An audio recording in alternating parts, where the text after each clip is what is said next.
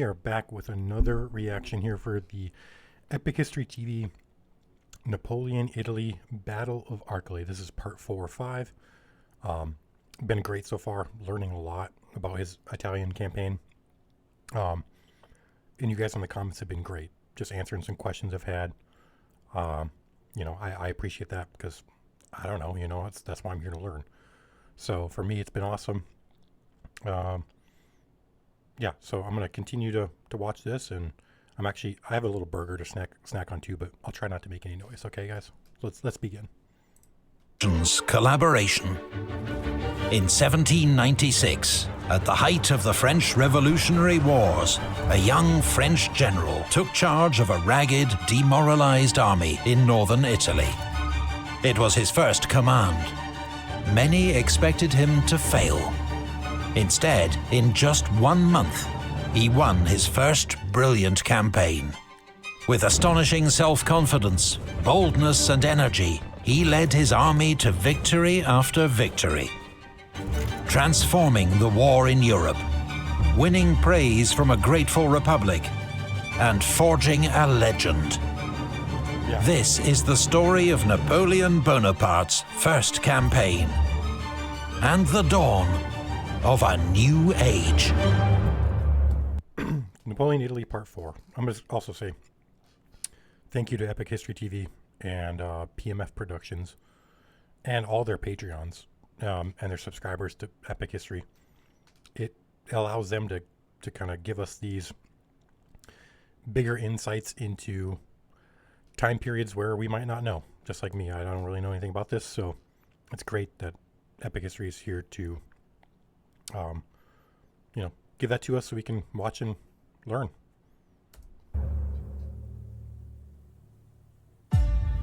October 1796. 6 months have passed since General Napoleon Bonaparte took command of the French army of Italy. In that time, he's led a series of brilliant operations against the Austrians and won a string of battles. Now he appears close to final victory. He's driven Austrian field forces off the plains of northern Italy, back towards the Alps, while his troops have the great fortress city of Mantua, the key to Italy, under close siege. Mantua's oversized Austrian garrison is nearing starvation and riddled with disease. Napoleon appeals to its commander, Field Marshal von Wurmser, to surrender. The brave should be facing danger, not swamp plague, he jibes. Wow. But Wurmser is a tough old veteran. He will not yield while any glimmer of hope remains. And he knows that to the north, Austria is gathering fresh troops to march to his aid.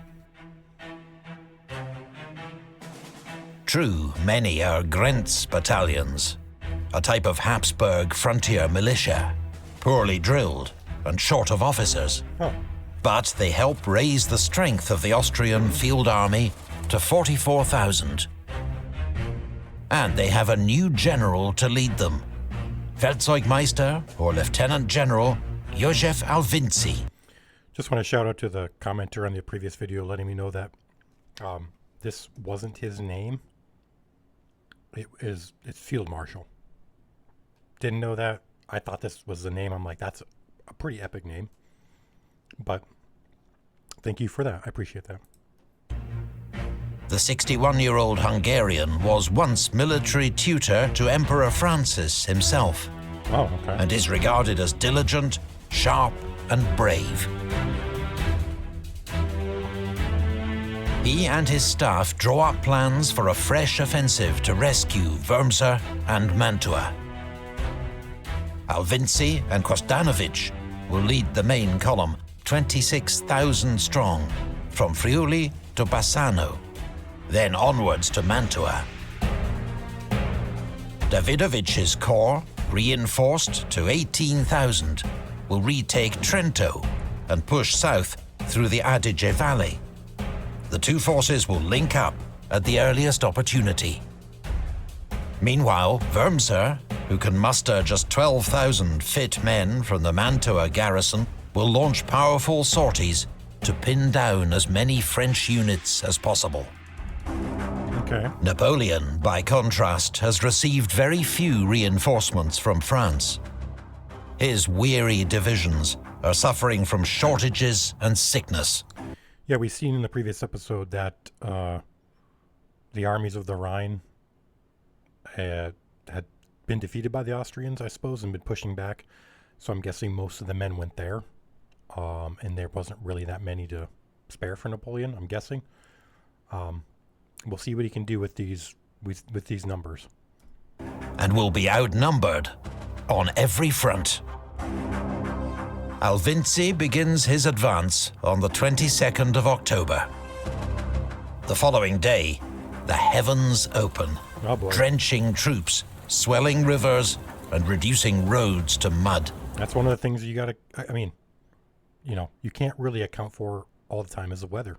It plays such a big role in many historical battles, and things have happened in the past that it's one of those weird variables where it's like a rainstorm, something that seems fairly mundane can change everything. And that's the crazy part too of like learning about this stuff, is how these officers and how these commanders negotiate the weather without modern technology that we have today. For the time being, Napoleon is content to observe the enemy struggle forward in such conditions, knowing the effort will exhaust his infantry and disrupt supplies. On the 2nd of November, fighting breaks out north of Trento, where Napoleon has ordered Vaubois to attack. He wants to keep Davidovich bottled up, but Vaubois is heavily outnumbered, and his attack fails. Vaubois begins pulling back to Calliano, while Massena gives up Bassano and withdraws towards Vicenza. But now Alvinzi's advance becomes strung out, slowed by the heavy rain and poor fitness of his recruits. Yeah. And it is against Napoleon's nature to remain passive for so long. Yeah, true. As the Austrians cross the Brenta, he orders Massena to attack General Liptay's division at Fontaniva, while Augereau attacks Hohenzollern at Bassano. The French launched dozens of separate assaults. But for all their poor march discipline, the Austrian recruits stand their ground and fight hard. Way to go, Austria. With around 3,000 casualties on each side, the Second Battle of Bassano is the bloodiest day's fighting so far in the Italian campaign. And a failure for Napoleon. Hours later, he receives dire news from Vaubois. During heavy fighting at Calliano, some Croatian troops get behind the French line, triggering panic and a rout.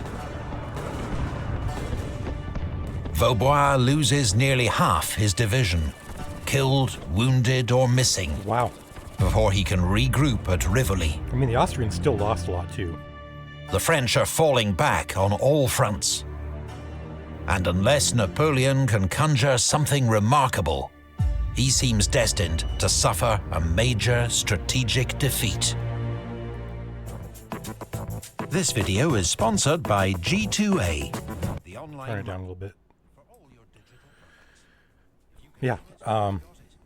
One question I did have, like Venice was, at this time, was Venice a city-state, like its own thing still? Or was it part of more of like an Italian thing? I noticed that they're really close to Venice, that's why I asked that. It seems like the Austrians are, so far, doing a lot better, even though they, according to the narrator, they have a pretty ragged army. I suppose if you're desperate enough, though, you can still march pretty fast and still fight hard. I'm not going to skip their sponsor spots. It's not worth it. I mean, they need their sponsors.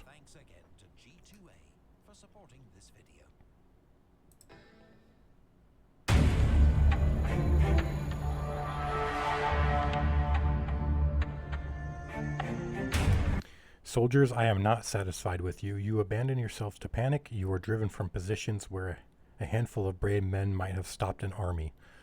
Let it be inscribed on their colors. They are no longer part of the army of Italy. Wow. That's an incredible quote and very strong words from Napoleon. I'm assuming he's obviously shaming them in a way to sort of muster up a little bit more gumption, you know, trying to tell them, like, hey, you know, like, wow, you're no longer the glorious, courageous people I thought you were. And we'll see if that, you know, changes anything.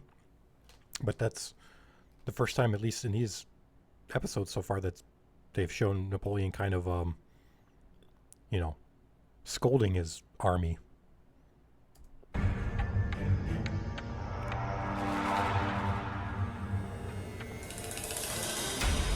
Also, not to pause again, but what is a demi-brigade? Anyone want to let me know what that is? Thank you.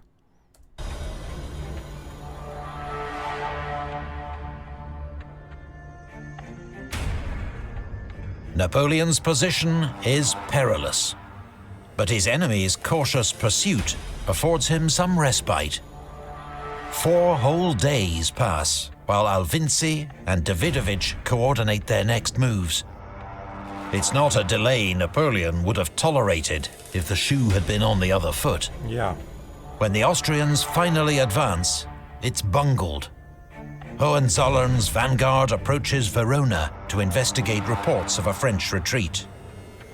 This isolated division is too tempting for Napoleon to ignore. What is he doing? He orders Augereau and Massena to attack.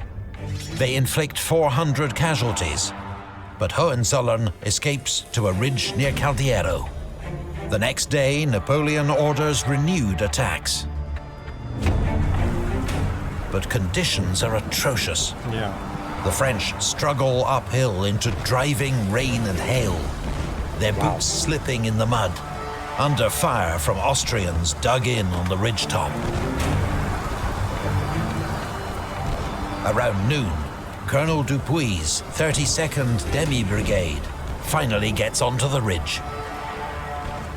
It looks like the French may be able to lever the Austrians out of their position. But then, the Austrian army begins to arrive in force to support Hohenzollern's hard-pressed division. The French are in danger of being outflanked on both wings. They take up new defensive positions and hold the line until darkness, when Napoleon cuts his losses and orders a retreat to Verona. It has been an unequivocal French defeat. Napoleon's first in battle. Wow. Still almost the same casualties. The following day, he writes furiously to the Directory in Paris. He has no doubt that they are to blame for his defeat, for repeatedly failing to send reinforcements. Wow. We may be on the verge of losing Italy. None of the expected help has arrived. The army of Italy, reduced to a handful of men, is worn out. The heroes of Lodi, Millesimo, Castiglione and Bassano have died for their country or are in the hospitals. Oh, the men have nothing left but their reputation and their pride. Wow. We are abandoned in the depths of Italy. That is awesome. And it also speaks to his leadership because, I mean, he had no fear of telling, you know, the people in charge, I suppose, what he thought of their plans, you know. And there's something to be said about, you know, this time, this day and age, you know, back then. It's a lot different than today's command structure, right? You have modern militaries that have certain levels of not political power, but they have, you know, there's a stage to it. It's not just, you know, a general talking directly to the president of the United States in the U.S. There's layers to it. But he, you know, as a general army leader, he's just right to the top. Hey, This is what's going on. You didn't send me my reinforcements, and we're going to suffer because of that. Now, I'd be interested to see, and maybe they'll go into it, the director's response. Typically, it doesn't seem like, at least in their era, that this type of forwardness or this type of not disobedience, but kind of stepping out of line would have been tolerated as much. Maybe. I guess I don't know. I don't know if like in this time period they like feared their generals and maybe they didn't want to scold them or not. Hopefully we'll see a little bit of that. But yeah, I mean, to be fair though, he's done wonders with what he's had. And if it was anybody else but Napoleon, I don't think they would have been this successful. So, you know, hindsight, we can look back. But I mean, if you're the director, you would hope that you'd say, okay, you've done a lot with what you had. We understand. You know, more help is on the way, more supplies, whatever you need, man. Get her done. We'll see what happens, though. But despite his apparent despair, Napoleon has already devised a plan to strike back. Yeah. A breathtakingly bold move that will spawn one of the greatest of Napoleonic legends. Oh boy.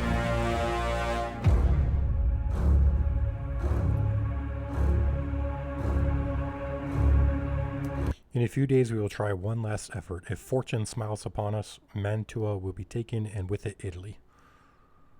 Yeah, I mean, I'm excited. Let's see what happens.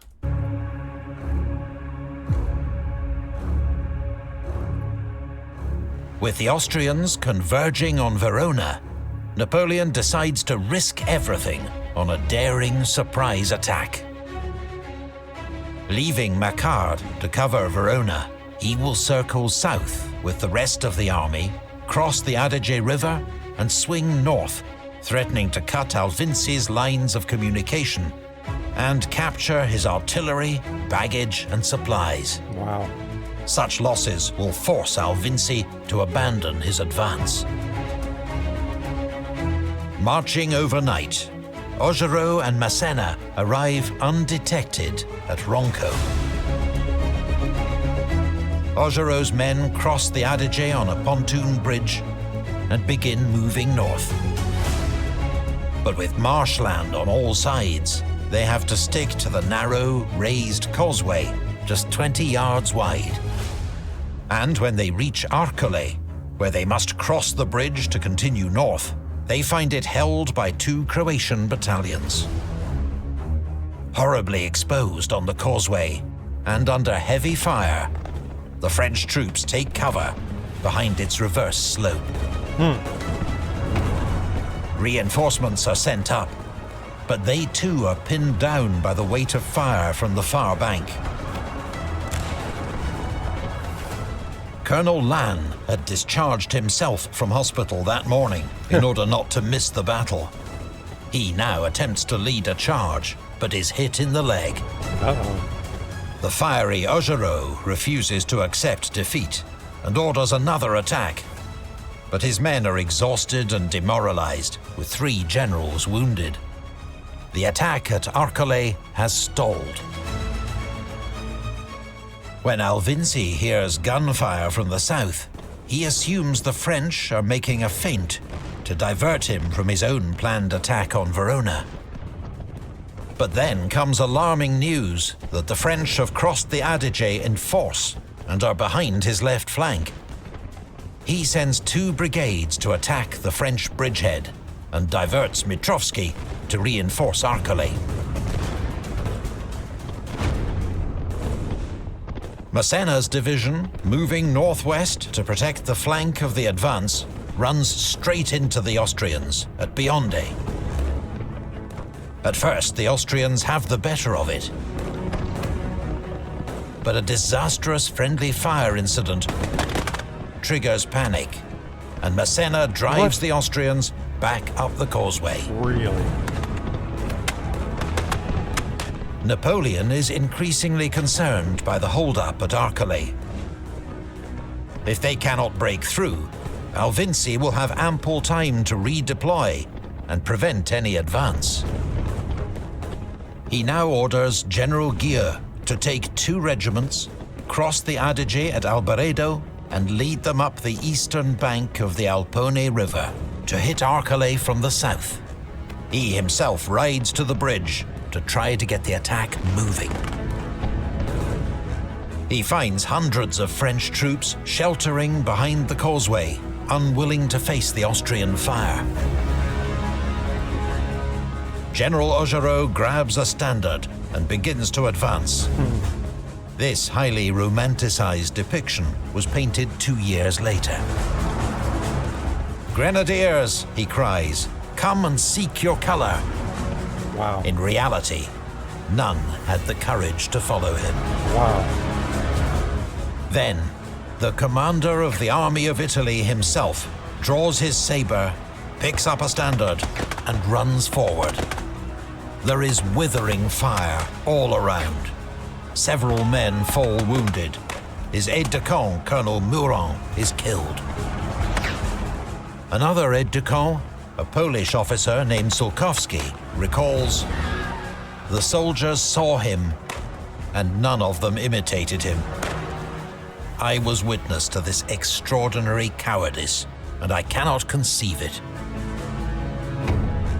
With the French infantry refusing to follow their officers, the assault on the bridge ends in abject failure. Wow. A well-timed Austrian counterattack drives them back down the causeway. In the rout, Napoleon's horse loses its footing. He tumbles into the swamp and has to be hauled out by his aides. Holy. That evening, General Gueux launches his attack on Arcole from the south. The defenses are less formidable on this side, and his men fight their way into the village. Arcole, at last, has fallen. Really? But that night, Gueux's men are ordered to pull back. Napoleon is preparing to retreat. If, as he expects, Davidovich has continued his advance down the Adige Valley, Napoleon must withdraw now or face encirclement. His bold maneuver appears to have failed. Then, at 4 a.m., Napoleon receives a report from Rivoli that changes everything. Not only does Vaubois still hold the town, he hasn't even been attacked yet. Napoleon's line of retreat remains secure for at least a few days more. It's all the reassurance he needs. He immediately cancels his retreat and issues orders to attack. Wow. What a crazy story. To see Napoleon, frontlining it like that.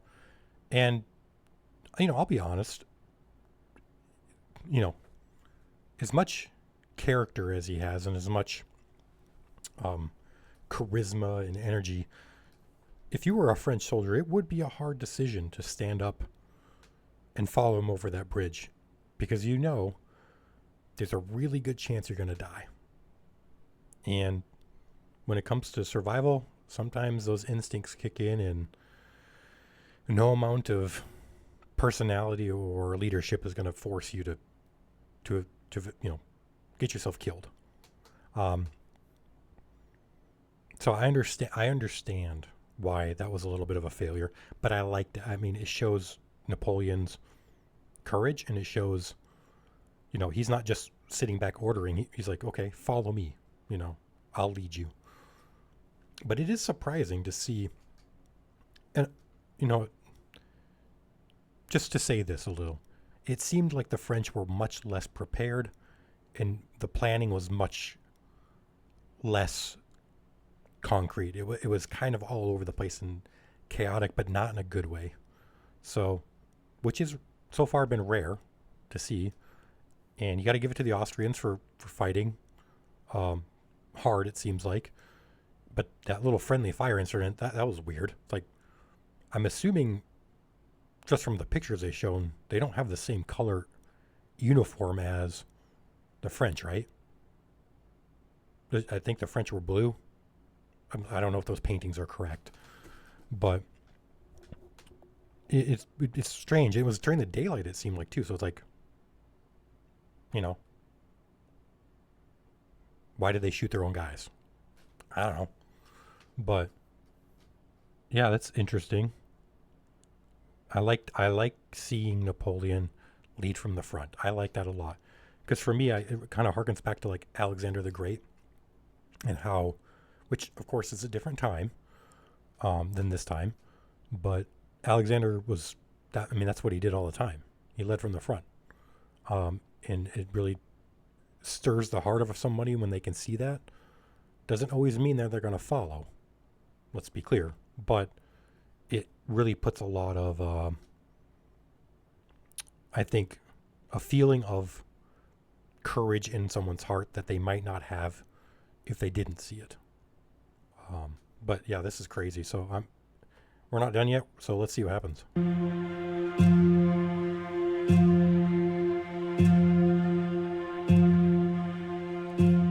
Napoleon has lost the element of surprise, and Alvinci is now planning his own counterattack. Overnight, his troops edge forward. Provera to Belfiore di Porcile, Mitrovsky back into Arcole. Both armies are on the move before dawn. Massena sends skirmishers into the marshland. When the Austrians arrive, bunched up on the causeway, they make easy targets. After a sharp fight in which an Austrian general is killed, Massena's men are driving the enemy before them. Augereau, however, cannot get close to Arcole. The causeway is still swept by Austrian musket fire and canister from across the Alpone. Napoleon orders troops to cross downstream at Albaredo, but the Austrians now have 2 battalions guarding the crossing point. French attempts to float or swim across the river come to naught. Day 2 of the battle ends in stalemate. Well, yeah, just by looking at this, I mean, it just seems like the Austrians have much better positioning. I mean, it's easier to defend what they're trying to defend than Napoleon crisscrossing all these like wet, marshy areas with these small little roads and causeways they can stand on, and they're all just kind of, you know, marching in like smaller, more compact lines. I mean, obviously positioning is a huge part of like warfare. So it'll be interesting to see how he breaks this. Many soldiers have to camp amid the marshes and get what food and rest they can. Napoleon will try once more to break through, but he is running out of time. Okay. Davidovich, who by now has received several urgent requests from Alvinci to advance, finally attacks on the 17th of November. Vaubois' outgunned division breaks. The Austrians take Rivoli and 1,000 prisoners and nearly capture Vaubois himself. With Davidovich on the move at last, Napoleon must force a decision at Arcole or retreat. The bridge at Arcole has proved too tough to crack. So Napoleon switches tactics. Augereau's division will cross the Alpone and attack Arcole from the south in force. A column is sent 10 miles south to cross at Legnago and then race back up the eastern bank to support him. Dang. Massena will advance up the causeway in support, while also protecting the left flank. That night, the French assemble a pontoon bridge over the Alpone. Augereau's division begins crossing before dawn. Was there no guards? But at sunrise, Austrian gunners in Albaredo spot the bridge Oh, okay. and score a hit, knocking it out of action. Only the 51st Demi Brigade is across, though it gamely begins to advance on Arcole. Oh boy. Massena's advance is also hamstrung by a broken pontoon bridge. To add to the crisis, the Austrians launch an attack on the fragile French bridgehead. Napoleon gathers every available gun to blast the Austrians, who fall back under a withering barrage. The bridges are quickly repaired. But as the French advance, they encounter stubborn opposition on both sides of the Alponi.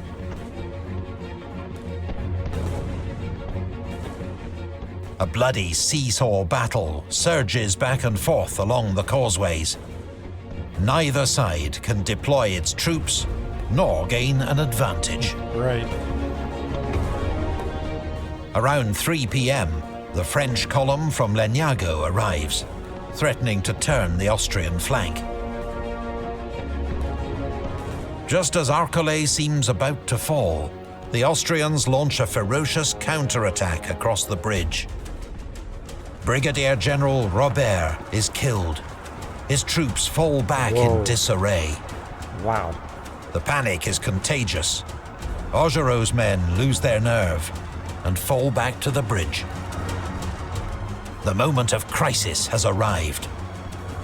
But while the enemy has just used his last reserves, Napoleon can call on Massena's unengaged troops, including the elite 32nd Demi Brigade. Their sudden counterattack turns the tide.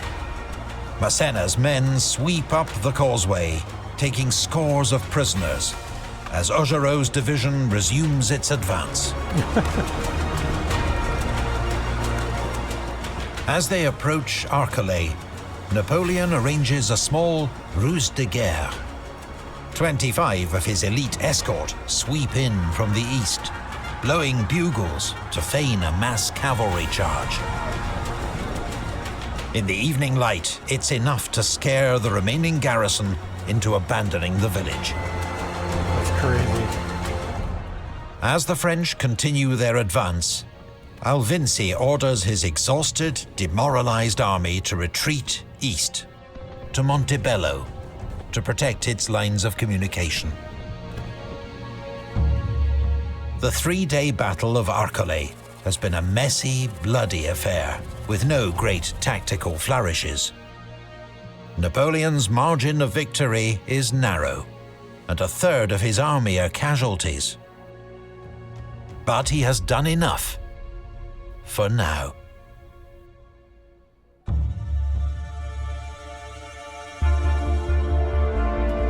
It took good luck to defeat Alvinci.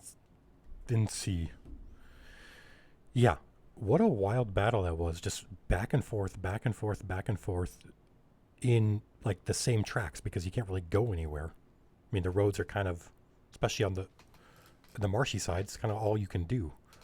But that was a weird battle.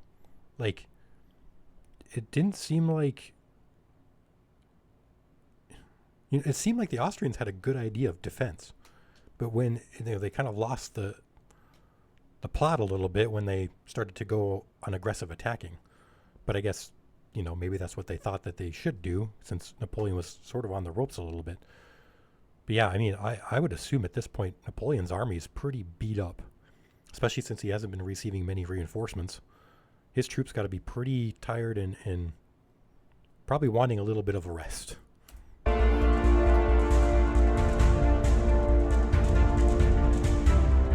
Alvinci may be withdrawing, but Davidovich remains a threat. The next day, Napoleon sets off at his customary pace with Massena's division to reinforce Vaubois. Augereau takes a different route to threaten the Austrians' line of retreat. The confusion that follows between Alvinci and Davidovich verges on farce. Alvinci writes to his corps commander, informing him that he will support him by resuming his advance. But Davidovich having heard of the defeat at Arcole and now directly menaced by Napoleon, is already retreating. On receiving Alvinci's letter, however, he tries to turn his army around, leading to such chaos that he has to immediately countermand that order and resume his retreat. The end result is that both Austrian armies are soon withdrawing. I mean, like, it's not like all you can do is laugh. I mean, it's just like there's no cohesion. I understand it's hard to get messages, you know, in this day and age. It's not instant. You have to have a courier, like, you know, so orders could come in and you might not be able to fulfill those orders right that second, but you try to, and then you can't do it, and you have to. But I mean, this is just not a good showing for the Austrians, even though the previous couple of days they were doing well. And with exquisitely poor timing, gallant old Wurmser chooses this moment to launch his supporting attack from Mantua.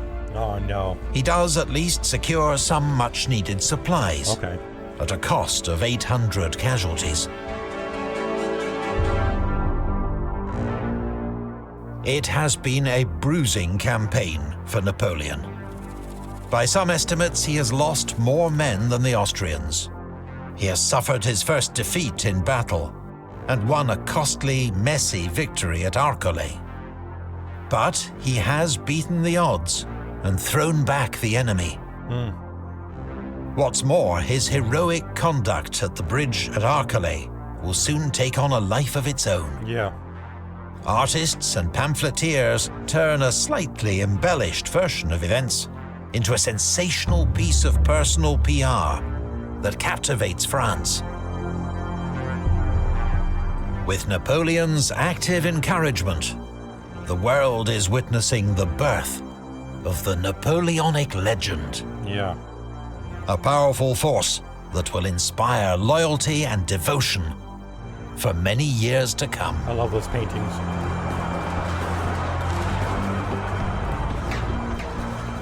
For now, both armies settle into winter quarters, as December brings bitter cold and heavy snow to northern Italy.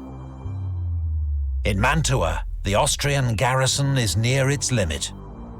Starvation beckons, Yeah. though Wurmser is determined to hold out to the last. The Austrians will have one last chance to save the city. A final offensive to decide the outcome of the war in Italy. Wow. A big thank you to PMF.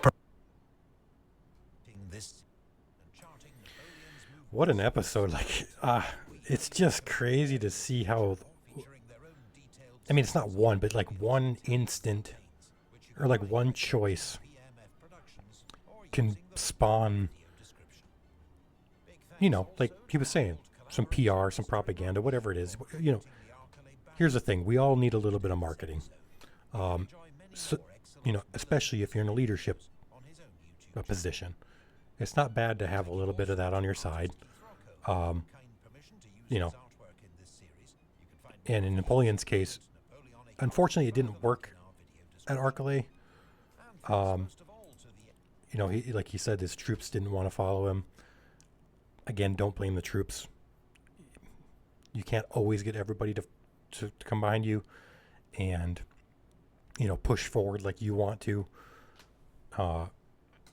You know, it doesn't mean you're a bad leader or you can't inspire. It just means at that moment in time, those guys weren't willing to risk it all. Even though Napoleon was. So, I get, you know, 2 points I want to make. One, the Austrians seem to be, they're almost like an enigma to me. Like when I think of the Austrians, it seems like, according to these videos, they would have been well acquainted with war. I mean, and it's not that they're not, but it's like they're just, they seem behind the times in terms of even just basic communication. You know what I mean? Like it's like, we're not really knowing where we're reinforcing. We're not really marching when we should be marching. You know, we order in advance and we order a retreat right after that, and it's just confusing. You know. and nobody knows what's going on. We got 3 different Austrian commanders. They're attacking at different times. They're not coordinating. It's just kind of all over the place. And maybe that's how it's going to be with 3 different commanders. I mean, Napoleon's kind of by himself, so his word is kind of like the word to go with. But it just seems like the Austrians, I don't know, they just can't get it together. And well, I guess there's one more episode, so we'll see if they can pull it together and maybe get a win. It doesn't seem likely. They just don't seem organized. But Napoleon's second point is, like they were saying in the video, his army seems pretty beat up. I'm looking forward to the next one to see if the Directory kind of fulfills his wish for more reinforcements. Hopefully they do. And then obviously we're entering winter, so there's going to be, you need requisition supplies. You need to be able to house your soldiers. I don't know how cold northern Italy gets. You know, where I'm from in the U.S., in the Midwest, it gets brutally cold. You know, negatives a lot of times. And I can tell you, when it's windy, you know, it's like -10, -15 degrees Fahrenheit. I don't know what that is Celsius. And that wind is 15 miles an hour. You do not want to be standing on it for very long. And that's with modern, you know, materials for coats and stuff. Like I have a big winter jacket. It's got like 3 different layers. These guys, I don't know. I'm guessing they use wool. Was cotton a thing at the time? I'm guessing wool just because I believe that's what they used.